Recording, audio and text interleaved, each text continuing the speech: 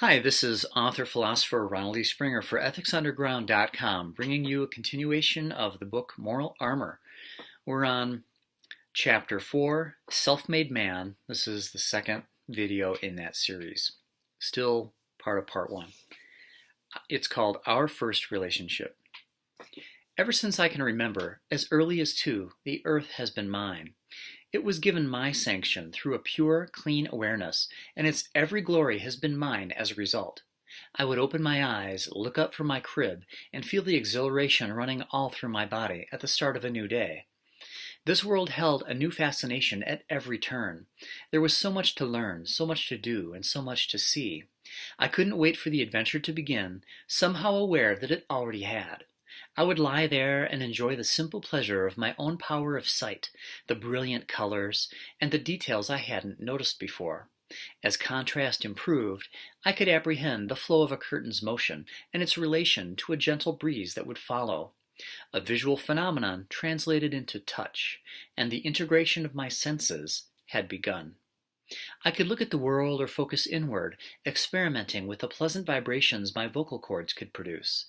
I was discovering all that was within my power, enjoying the capacity to improve my comfort by controlled muscular contraction, learning even then that I need not settle for anything less than satisfaction, waiting for her to come and get me. Life then was a constant exercise in sensory expansion, of learning the mechanics to control my tools of perception and mobility, and there were no barriers between the world and myself beyond my effort and willingness to see. I wanted and needed the utmost clarity I could render and the purest concentration possible to be able to understand everything I came upon. As I grew into adolescence, adults attempted to introduce barriers, to claim that my senses were misleading and that I couldn't possibly be sure of myself. I rejected it contemptuously, but overpowered by those resorting to force, obeyed in silence and kept my private domain pure. Never once have I been tempted to doubt my own eyes or the judgment of my mind. Confusion made me pause, but nothing spurred me into action except clarification. A wrong turn made me look deeper to make the correct course mine, which is man's proper cognitive action. Why they would encourage us to violate our own nature was beyond me at the time. Nature provides an advantage to every living species, making it possible for us all to sustain and perpetuate life, advantages they were telling me to ignore. We watched the Discovery Channel in awe of the keen eyesight of the owl and the hawk, the agility of the cheetah, the shark's acute sense of smell, senses and abilities that give every animal an edge in its survival. We don't have to question their value. We know that the sharper the senses are for an animal, the more powerful its capacity to feed and protect itself, and this is true for man as well. In addition, nature adorned us with the largest creative brain mass, many times the size of our nearest biological relative, empowering us with full control over our consciousness. Instincts, if they exist at all, are a simple set of pre-programmed instructions that lead an animal along a course of self-preservation. Our reflexes can pull away from a hot stove without cognitive direction, called the flexion reflex, but they cannot instruct us to build a house, plant a garden, or run a business. Humans are volitional beings, entirely self-guided.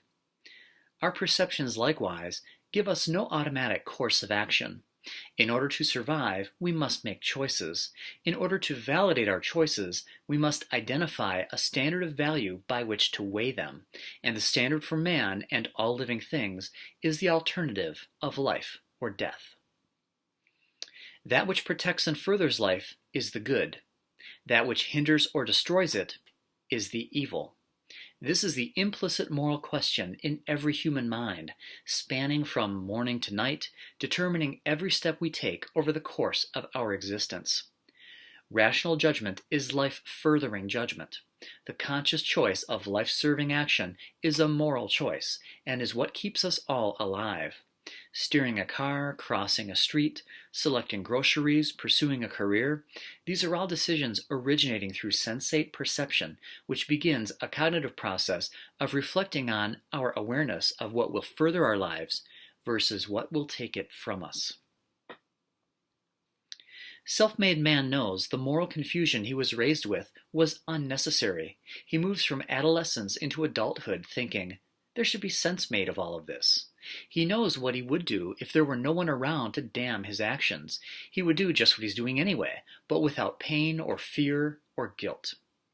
Regardless of the animosity of others, he can see nothing wrong, nothing to condemn. We work to earn a flow of capital which provides us with our base axiomatic needs, food and shelter, a moral action. We clear snow off our windshields, use our headlights, and stay in our own lanes so as not to put ourselves or others at risk. All moral actions. We cross the street when it's safe, seek clean food, and pay our bills to preserve the flow of our health and independence. All moral actions. We teach our children to respect the rights of others, to stand up for their own, and to be aware of their surroundings. All moral lessons. Life actions are made to preserve its flow, and self-made man efforts to become cognizant of his every moral step. It is in the background of his mind as a constantly replenishing source of pride and life satisfaction. He is aware of our highest possibilities and greatest depths, and holds an endless love for those who strive to reach them. Even when in desolation, his example is the only one to look up to. The vast potency and grandeur of the individual astonishes him through the choices he himself makes. He is enchanted with how honorable men can be, the bravery it requires, and the power of the pride that follows. The spiritual rewards are so great, he could not imagine keeping any other course. He glances at most as they stagnate in groups, but pays them no mind as he can achieve so much alone. His ambition for moral action is unlimited, and though refined in appearance and motivation, he is often bursting inside with childlike enthusiasm over new matters to explore and new roads he is eager to take. Looking from one path to another, he asks, "Where will this lead? And where will this lead?" And he can't wait to find out. Self-made man looks at the world alone. In his world, men can see, hear, and comprehend. Walking into a wall with his eyes closed is all the proof he needs to validate the importance of his senses. He knows that the clarity of his perception determines the quality of his life. To depend on others at any fundamental level is intolerable, flying in the face of his struggle to become a self-sufficient adult. He is responsible for all facets of his life, and outside of a physical malady, accepts no ongoing assistance. All tools to be used for his survival must come from within. He thinks on his own, validating what he has learned from other men, validating everything through his own experience and reflection. No fundamental delegation is done. All outside sources are the unaccountable, and to suspend his judgment in favor of another's higher certainty is to become a dependent once more. He makes all the knowledge important to him his. Self-sufficiency is the base of his self-esteem, so he exercises and expands the range of every sense, while mastering the mobility and competence of his own physique to maximize his momentum. Self-made man doesn't question his capacity to think, to feel, to sense, or to live. He knows he can, and his highest judge is himself. He makes up his own mind what makes sense and what doesn't, who is honest and who isn't, and gets to the bottom of any issue with the clearest chain of knowledge necessary to act. He spends his time serving, creating, and defending his own life and its peaceful progression. He inherently knows what is good for him or evil. Heroic self-made man didn't need to be told by clergy that an army overrunning his village was bad. He was already there, fighting for our freedom. He knows there are material and spiritual predators among men, and he owes them no goodwill. He knows a thug is to be stopped, and a producer is to be rewarded. He knows that rational law is designed to protect the producers against the thugs, and shows his loyalty to values when law becomes corrupt by maintaining his just course regardless. He doesn't tolerate the idiocy that demands the subordination of his sensibilities. He is a fighter. He doesn't accept irrational premises that cannot be validated in the course of his own existence. He does not allow assertions to replace his perceptions.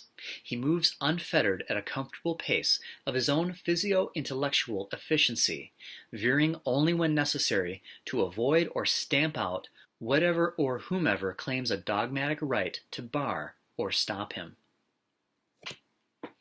Thanks very much for listening in. This is author philosopher Ronald E. Springer from EthicsUnderground.com. Stay tuned for part 2 of Self-Made Man, Validation of Mind, Concepts of Reason. Thank you very much. If you like my videos, please give me a thumbs up or share them. That'd be great. See you next time.